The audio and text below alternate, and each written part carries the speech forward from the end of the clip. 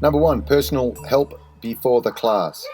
With this young character, I just decided that he was there a couple of minutes early, and rather than him just run around and play chasey beforehand, I just thought I would make a personal connection with him and also improve his standard of being able to block some punches. So it only took me, 1 minute.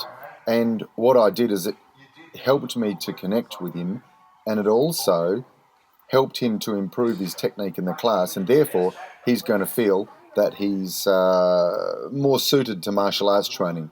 Basically, it gives him a bit of an edge. Number two, prep zone. Now, a prep zone, usually prior to a class, but I also use it at the start of a class. And as you can see, by the way, you'll notice as I go through these clips, they're about, 6 months, 5 months, 4 months apart.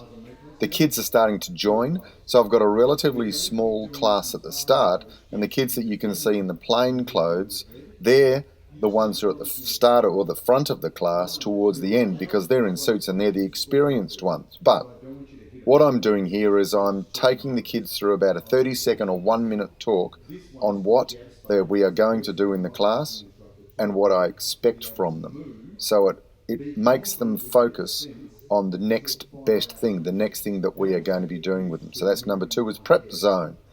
Number three, movie stars during the class. Love this one. Have a listen to this little kid. He's calling out hip escape, which means that he's putting into practice things that we've done throughout the class, but they know that I'm buzzing around every now and again with a camera, and that they could be one of the movie stars in my greatest hits videos, which I'll bring out every couple of months whenever I can be bothered. But I basically want them to be able to realise that occasionally that I'm always looking for people who are trying their hardest, doing their best, and listening to me as I'm talking, and giving them a bit of concrete reinforcement that's positive. Look at this one, identify champions. This little kid at the blondie at the front, I identified him as having a great forward roll. Some of the kids who'd done it 4 months at that stage, who are at the top end, they didn't do it as well as him. So I get him to demonstrate the forward roll pretty well every time. And as you can see, in a little while, I've got him doing it even when he's in his suit. I said, mate, I've got to catch you doing this forward roll for when I want people to be able to see how good you are at it. So he's a star. Number five, notice I've spun the class around. Usually I wouldn't stand or sit with my back to the mirror because the kids are always looking at either the mirror or me. So I'll stand on the opposite side. So I'm actually at the back of the class.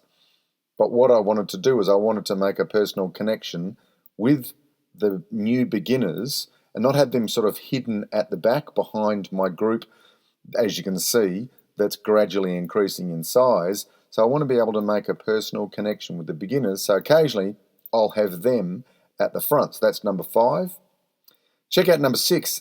In the same class, what I do occasionally, and it's not something that I dreamed up, it's just I know it's good, so therefore I do it on a relatively irregular basis. I'll involve the parents by explaining why something is in the curriculum and the value. And the kids know that the parents are listening, and say what have I got there? We might have 20 kids. Usually I'll have about 20 parents, and I encourage them to stay in the class because quite often I'll be explaining things either to them or to the kids that I want them to discuss on the way home, on the weekend, so that I'm basically training the whole family rather than just the child. Number seven, one of my gun kids, and again, he's only been doing it 6 months, but he did a great headlock takedown.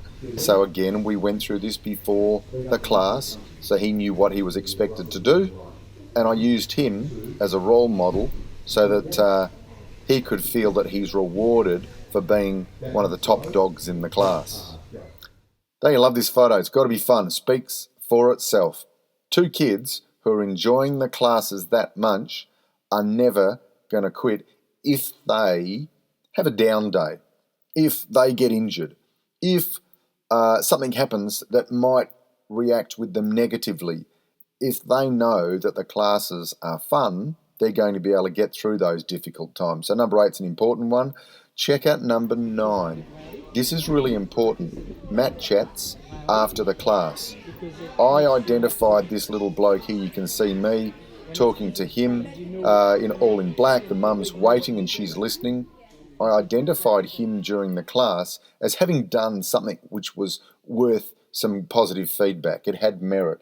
So all I did was afterwards I called him and his mum over and I knelt down and I said, mate, and I think I remember this one, I said, you did a great job concentrating next to one of the other kids who was, I don't know, maybe he was acting silly, maybe he just wasn't, he was swinging his hands around and wasn't doing what he was supposed to be doing when we were doing a punch defence. But this kid kept his focus even when the other kid was possibly trying to gain his attention. So I gave him that good feedback and showed him what kind of a focus level I wanted during the classes. So use those little 1-minute sections after the class so that you can make a personal connection and show the kids exactly what it is that you want as a result of them in their training. And number 10, you're not going to get a chance to see everybody, so sending a text, check out this text. I sent this one night because I didn't get a chance to speak to this young man who did a great job, and I said, the dad's name, John, whatever his name was, quick message that, the son's name, did a great job in sparring tonight. Very controlled, he's doing well. Look at what the response was, straight away. Thanks, just what he likes to hear. It gives him reassurance and helps with his confidence. Speaking of testimonials, that's a great testimonial, and all I've done is said to the kid, well done, and the guy has just told me, you are improving my son's confidence, and he gets reassurance all the time from the things that you do. So that's a testimonial. So there's my 10, and like I said, it's nothing really that groundbreaking, but this is like my diet that I use all the time. Does it take some extra time? Absolutely. Will it pay you in dividends? You bet it will, as you can see by the increase in the size of the class.